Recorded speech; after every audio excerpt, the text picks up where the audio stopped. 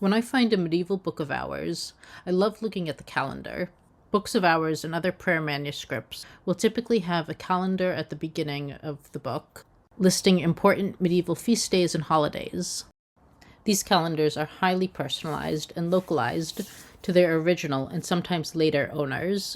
There are a lot of different saints in medieval Christianity, and even more in the present day, but that's not really what we're talking about now.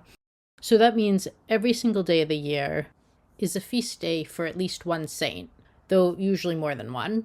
Even December 25th, Christmas, is the feast day of the Virgin Martyr, Saint Anastasia. Now, due to the sheer amount of feast days, it would be extremely impractical to explain each one or even try to explain each one. So instead, for this video, I'm going to briefly explain how medieval calendars worked, what a feast day is, some important feast days in medieval Christianity, and the significance of feast days in medieval society. I'll also be sharing some stories from primary sources. Also, just as a heads up, for this video, I'm going to be focusing on Christian Europe, just because this video is going to be super long as it is, and I just had to narrow it down. Also, thank you very much to page_1265 for requesting this topic on my medieval necromancy video. I didn't know as much as I would have liked about feast days, so I'm excited that I've been able to do a lot of research and now talk about it. As a side note, my Latin is not the best. One article I read, C.R. Cheney's Rules for the Observance of Feast Days in Medieval England, included some primary sources. However, he did not translate them from Latin into English, which is typical of older sources. This one was written in the 1960s. Because he didn't translate them, and again, my Latin is not as good as I would like it to be, especially in regards to grammar, I used Google Translate to translate the text. Google Translate is good for getting the general gist of things, but it's not perfect. When I quote Cheney's article, I'll include the original Latin on screen so you can see it for yourself. Anyone who knows Latin better than I do let me know if Google Translate was acceptable or not. Before I can talk about saints' days and other holy days, I need to briefly explain the medieval calendar. The medieval calendar and how people track time is quite complicated. In sources, people will often reference the regnal year, which is how many years into a ruler's reign it was. Then there's the year of grace and the ecclesiastical calendar. Additionally, different places use different calendars and tracked years differently depending on the century and place. While most of medieval Europe used the Julian calendar, the Iberian Peninsula used a different calendar. Another unusual thing about the medieval calendar was that while January 1st was celebrated as New Year's and January started the calendar, sometimes the year didn't change until the Annunciation on March 25th. When people started counting a new year could also change from place to place. C.R. Cheney, A Handbook of Dates for Students of British History, quotes the historian R.L. Poole to give the reader a better idea of just how much things could change depending on location. I will quote R.L. Poole here as well. If we suppose, he says, a traveler to set out from Venice on the 1st of March, 1245, the first day of the Venetian year, he would find himself in 1244 when he reached Florence, and if after a short stay he went on to Pisa, the year 1246 would have already begun there. Continuing his journey westward, he would find himself again in 1245 when he entered Provence, and on arriving in France before Easter, April 16th, he would once more be in 1244. Needless to say, the medieval calendar is all very complicated, and the feasts are also complicated, but it's something I understand much better. So what exactly is a feast in the medieval context? Besides a huge meal, it's also a religious holiday. A dictionary of medieval terms and phrases by Christopher Cordone and Anne Williams defines a feast day as the day on which an anniversary of a religious importance is celebrated. Also, a village festival occurring on the feast day of the patron saint of that village's church. Feast days were important not only in a religious context, but in a secular, social, and monetary context as well, but more on that later. They were also an excellent way to keep track of time. The past and letters often mark the time in relation to feast days. Some medieval feast days were universal, while others were not. And again, there were many feast days to keep track of. Medieval books of hours and other prayer-based manuscripts had calendars in front few folios listing important feasts. This is relevant because you can actually provenance manuscripts based on what saints are in the calendars. And this is because there are so many saints and feast days, it would be impossible for everyone to celebrate them everywhere. If they did, no one would get anything done and everyone would starve, because on some feast days you're not allowed to work, but more on that in a bit. So some feast days were really only relevant to the clergy, so their prayers and liturgies would be affected. Because there were so many feasts in the medieval calendar, a parish priest's job was to keep track of the local relevant feast days, tell his parishioners which ones were approaching and what they needed to do to prepare for it. Preparation might mean fasting or not being allowed to work that day, or maybe working a different kind of work. Monasteries and churches would celebrate the feast day of their patron saint. Monks would also write liturgies to be used specifically during services on those feast days. For example, at St. Albans, Abbot Leofrich wrote down the story of St. Alban and had it set to music. This liturgy was performed on the saint's feast day. Monasteries and churches would also celebrate other saints' feast days as well. According to the monastic chronicler Matthew Paris, some other principal feasts at St. Albans were for the Ascension, St. Matthew the Evangelist, St. John before the Latin Gate, St. Giles, the Conception of the Blessed Virgin, and St. Catherine. Abbot Geoffrey of St. Albans even had 7 fancy copes made to be worn at church on these feast days. The copes were made with gold, pearls, and other precious gems. Another abbot at St. Albans, Paul of Caen, bought fancy silver candelabras to be used on feast days. Feast days were also categorized in varying levels of importance. Beginning in the 13th century, the Church classified 3 different types: festum simplex, semi-duplex, and duplex. Basically, these boil down to how important each feast day was, what kind of services would be said in church for them, and whether or not people were allowed to work on that day, and what time of day the feast began and ended. Duplex feasts were the most important and pretty universal to medieval Christians. They include, but are not limited to, Christmas, Easter, and Pentecost. On these days, people would be required to go to Mass. However, whether or not people actually went is another story. Matthew Paris documents how clergy incentivized laity to actually come to Mass on feast days. Alexander, Bishop of Lincoln, whom I mentioned earlier, granted 40 days remittance to all who came to that feast, either of the finding of the relics of St. Alban, or of the translation of the relics within the octave.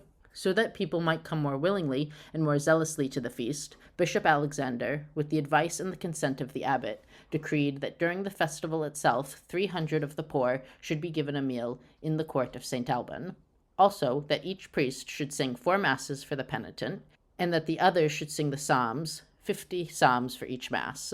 I should also tell you that Robert, Bishop of Lincoln, nicknamed Blondie, Alexander's predecessor in the time of Abbot Richard, granted and confirmed by his charter that those who came to the feast in penitence should receive 1 day off of their period of repentance for each week of the whole year, and that each priest should sing 3 masses for them, with the others singing once through the Psalter. Clearly, the clergy were worried about the laity not attending Mass on feasts, even one that involved moving a saint's relics, so they offered free food and other spiritual benefits as an incentive. In other places, such as St. Denis in Paris, trying to get the laity to come to feasts was less of a problem. In fact, the problem was just how many people came to church on those holy days. But I'm going to put a pin in that and come back to St. Denis later. The laity would also be required to abstain from work on duplex feast days. This usually meant agricultural work for their lords. Domestic work around the house was not part of this for obvious reasons. After all, chores and cooking and taking care of your animals and children still needed to be done, feast day or no feast day. Thomas Chobham, the subdean of Salisbury, instructs people that, "For just as it is permissible to read and hear the Gospels in churches, so it is permissible to read other books in homes, provided it is done for the honor of God and for the future benefits of the Church." For just as it is permissible for laymen to go around their vineyards and fields and keep away harmful animals and throw out harmful water, because no religion forbade the diversion of streams, and if they find fences or walls broken down, they may slightly block them for a time so that the crops and vineyards are not destroyed. In the same way, clerics may turn over their books on feast days, and if they find lies, they may well correct them. Like going to Mass, just because the church required people to abstain from work did not mean they actually did, nor would it always be practical to do so. In fact, if your neighbor saw you working and snitched on you to the church, you could be punished if the ecclesiastical court deemed your work unnecessary to do so on the feast day, or if you did your work out of piety. Court standards for what counted as necessity and piety were very high. If a peasant harvested the grain on a Sunday or a feast day because of bad weather, which could destroy an entire crop and cause starvation, then the ecclesiastical courts were more likely to be understanding. However, if you were like Richard Best of Worsley and blamed risk of animals eating your crop, the courts were less likely to be sympathetic, as animals were always a risk and didn't have the ability to destroy every plant immediately like bad weather did. If you were found guilty, you'd be sentenced to public penance. However, it was possible to pay a fine instead. These fines were relatively low, based on the fact that non-observance of feasts and Sundays was the second most common ex officio type of crime in the 15th century English ecclesiastical court records. It does seem that the laity as a whole didn't have that much of a problem with what the courts imposed. At the very least, they were happy to tattle on their neighbors regarding what the community considered wrongdoing. Besides major feasts, there were minor feasts as well. The rules for these were less strict. Lay people didn't need to go to Mass and could either work half of the day or the whole day. Additionally, women were discouraged from doing craft work on the feasts of 4 female saints: St. Agatha, St. Agnes, St. Lucy, and St. Margaret. Another thing to keep in mind is that feast days varied from location to location. For example, a saint local to Exeter, England, is not likely to have the same significance to people living in Salzburg, Austria, or even London. Additionally, saints' feast days might be very particular to only one church or parish and not worshipped anywhere else. According to the scholar Nicholas Orme, a few saints that were worshipped in only a few churches or just one church were St. Edbert of Bicester, St. Wulfric of Hazelbury, and St. Cuthman of Stennin. Please pardon my pronunciations of British place names.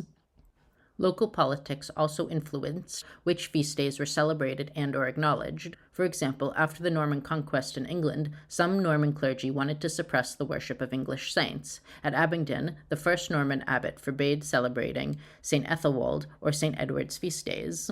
Also, Archbishop of Canterbury, Lanfranc, was doubtful of the English saint, St. Elfhen's holiness. However, Anselm convinced Lanfranc that Elfhen was a holy martyr. In 12th century Canterbury, a rivalry went on between the religious at Christ Church and St. Augustine's Abbey.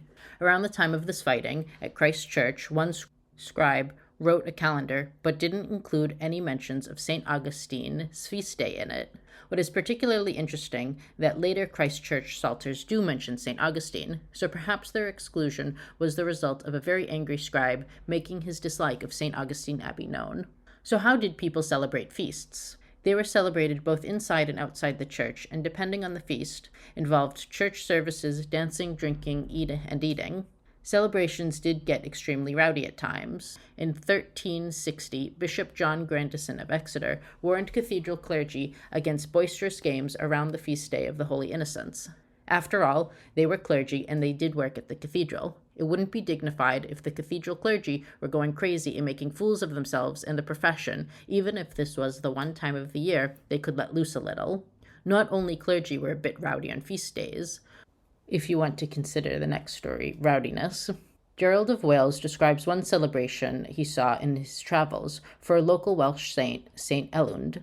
Gerald calls her Elmunda in the itinerary of Bishop Baldwin through Wales.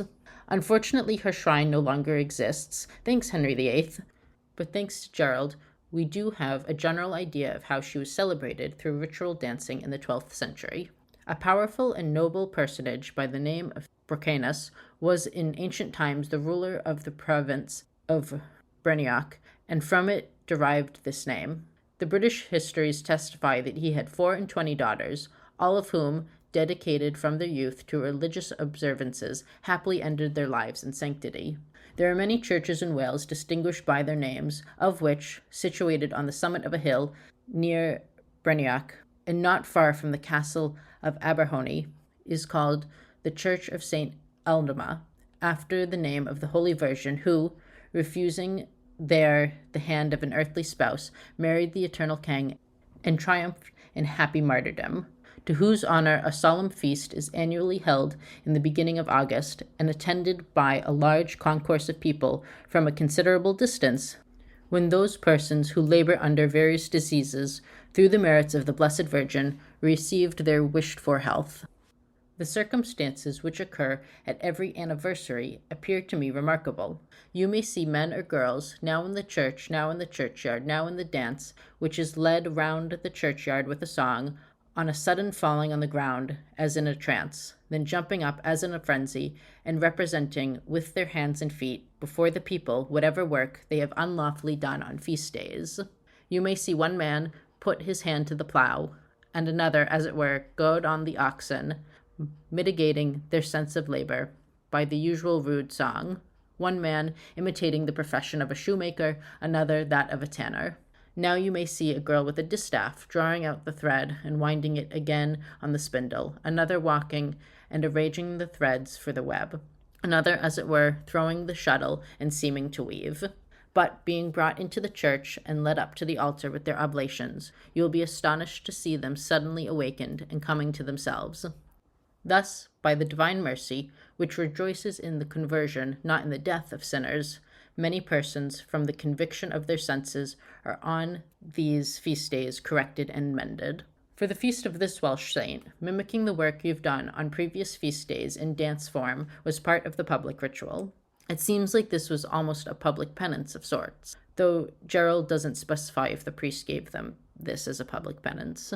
Scholar Laura Helston points out that Gerald of Wales disapproved of dancing and singing and vulgar songs around churches and cemeteries, but his account of St. Ulan's feast is more neutral.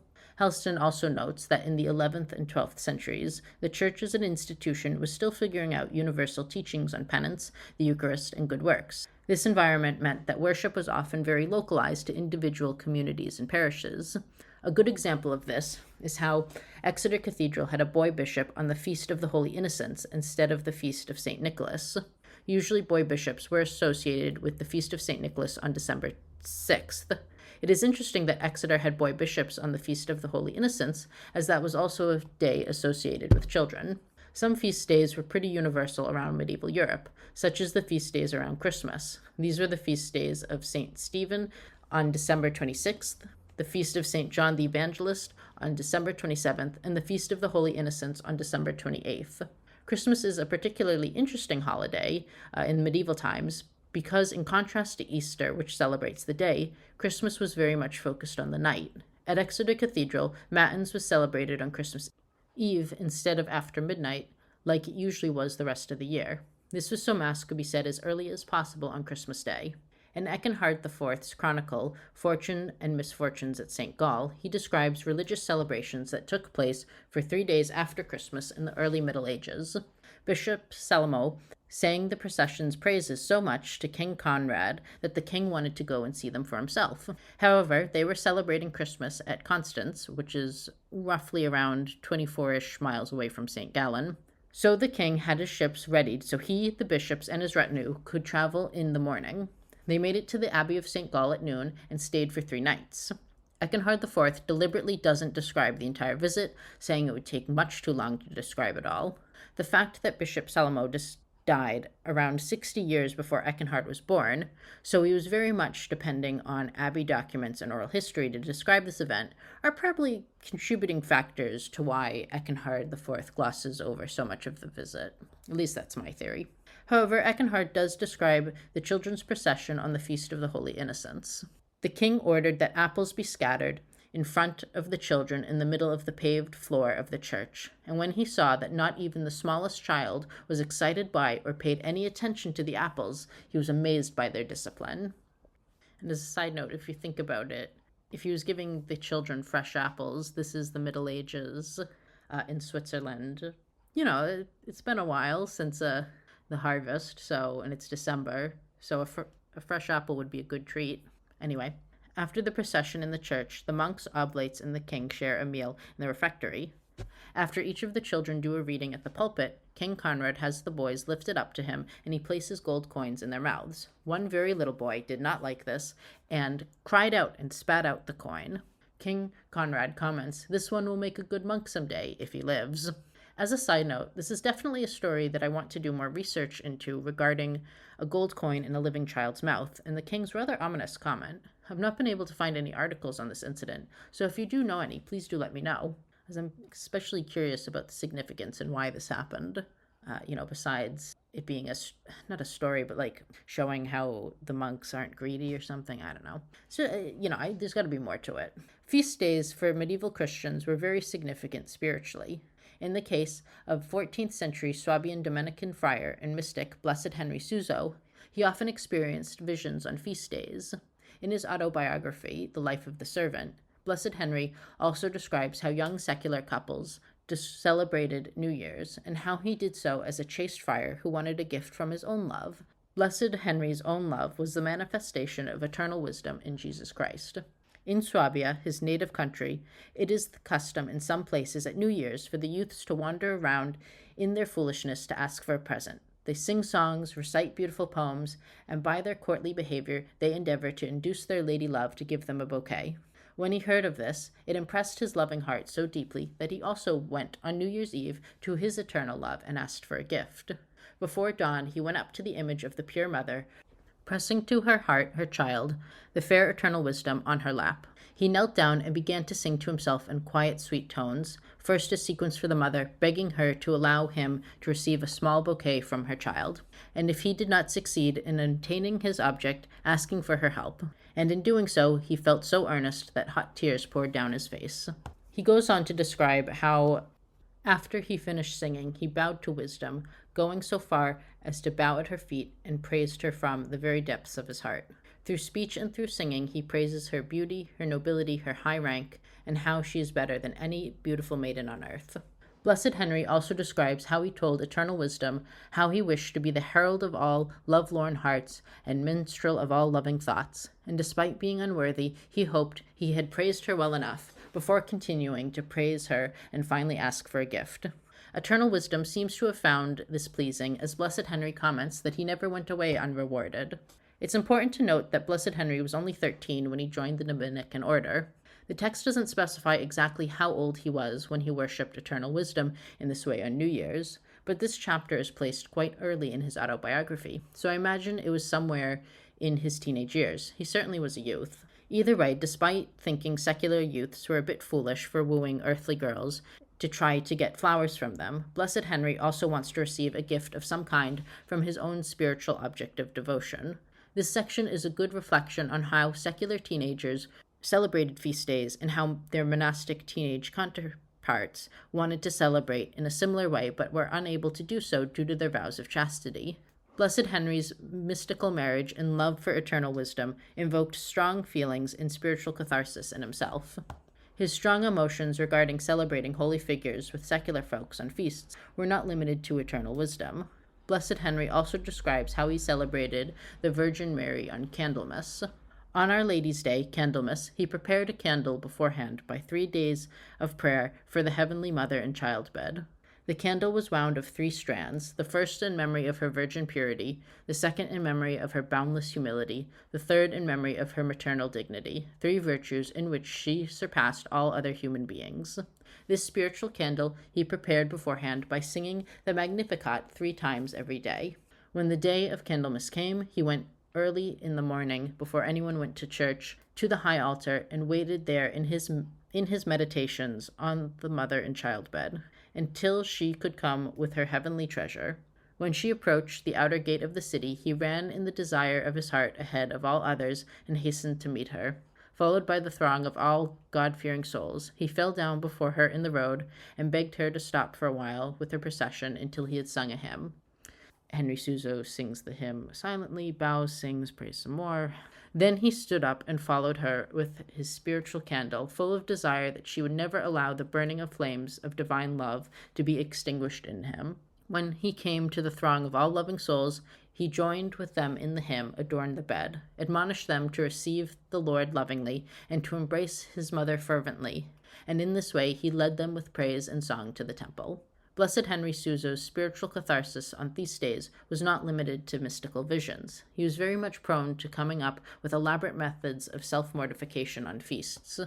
I won't be reading any quotes as his descriptions are extremely graphic in nature. However, some of the days he performs self-mortification are St. Clement's Day on November 23rd and St. Benedict's Day on March 21st. St. Benedict's feast day is a day where Blessed Henry accidentally beats himself so badly he bleeds profusely and his arm goes blue and swells up. It's really quite graphic when he describes it in The Life of the Servant. Blessed Henry also wore hair shirts and made himself a cross with nails that he wore regularly. He acted in this way for 16 years until one Whit Sunday, Pentecost, a host of angels appeared to him in a vision and announced that God did not wish him to continue. Then he desisted and threw everything into the river. Feast days were not only for strengthening one's spiritual relationship with God. Feasts could also be dangerous days for the spiritual well-being of monks. In the Dialogue of Miracles by Caesarius of Heisterbach, he documents several stories of monks interacting with demons on feast days. One monk named Herman was particularly pestered by demons. On the feast of St. Martin on November 11th, a demon in the form of a peasant stood next to a novice during matins, which occurred at midnight. Then, on the feast of St. Cunibert, Herman saw 3 demons between the choir monks, novices, and the abbot's stall. Finally, on the vigil of St. Columban, several demons started singing psalms while the monks were singing, causing much confusion for the monks' chants to become very jumbled.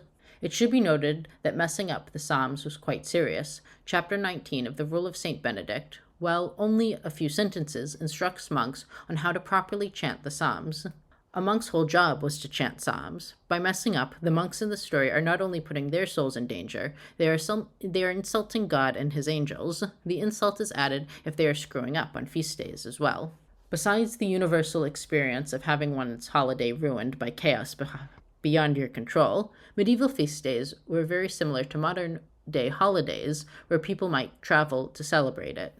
Feast days for popular saints could become a dangerous problem if there were too many pilgrims and the church hosting the saints' relics was inadequate in size.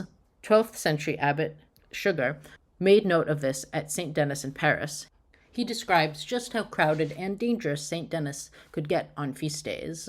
Often on feast days completely filled, it disgorged through all its doors and the excess of the crowds as they moved in opposite directions, and the outward pressure of the foremost ones not only prevented those attempting to enter from entering, but also expelled those who had already entered. At times you could see, a marvel to behold, that the crowded multitude offered so much resistance to those who strove to flock in to worship and kiss the holy relics, the nail and the crown of the Lord, that no one among the countless thousands of people, because of their very density, could move a foot, that no one, because of their very congestion, could do anything but stand like a marble statue, stay, be numbered, or, as a last resort, scream. The distress of the woman, however, was so great and so intolerable that you could see the horror how they, squeezed in by the mass of strong men as in a wine-press, exhibited bloodless faces as in imagined death, how they cried out horribly as though in labor, how several of them, miserably trodden underfoot, but then lifted by the pious assistance of men above the heads of the crowd, marched forward as though upon a pavement, and how many others, gasping with their last breath, panted in the cloisters of the brethren to the despair of everyone. Moreover, the brethren who were showing the tokens of the passion of our Lord to the visitors had to yield to their anger and rioting, and many a time, having no place to turn, escaped with the relics through the window. This was one of the many contributing factors to why Abbot Suger decided that this abbey church must be rebuilt. Some of the other reasons being divine will, that the old Carolinian church, a favorite for French royalty, was in a state of disrepair, and Suger was very eager to take on rebuilding projects during his time as abbot. Besides going to Mass, not working, celebrating, and potentially traveling, feast days were also important economically. People often made payments on feast days. For example, in 1027, King Canute wrote a letter to his English subjects that mentioned the Ceresiciat. This was a church tribute to be paid on November 11th, the feast of St. Martin. People had to pay grain to their churches. There were also the quarter days, which was when people paid their rent or other debts. These took place on 4 feast days throughout the year: March 25th, the Annunciation or Lady Day; June 24th, the Nativity of St. John the Baptist or Midsummer; September 29th, Michaelmas, which celebrated the Archangel St. Michael, and December 25th, Christmas. In his History of the Abbots of St. Albans, Matthew Paris describes how also Abbot Richard, with the assent of the whole monastery, decided upon the payments due to the Church of St. Alban from the church at Teignmouth, namely 30 shillings on the feast of the day of St. Alban. Additionally, during the reign of King Alfred, folkmoots were held on Michaelmas, Christmas, and Midsummer. Now, there's much more I could say about medieval feasts, but this is where I'm going to end for this video. I might do a part 2 in the future discussing a few specific feast days and how they were celebrated, but I'm not sure yet. If there's a specific feast you'd like me to talk about, please do let me know. My next video will either be on what monks wore, or some medieval saints, or maybe a medieval magical text. I've not quite decided yet. If you have a preference for which topic you'd like to learn more about, again, please do let me know. As always, my bibliography is linked in the description, and many thanks to my patrons.